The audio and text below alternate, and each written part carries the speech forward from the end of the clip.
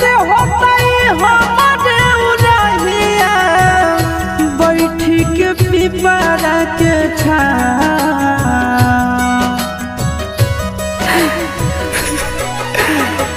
देखते होतई हमारे उरहिया बैठी के पिपरा के छाँव। रुक रुक रुक अरे टरेनिया रुक रुक रुक रे टरेनिया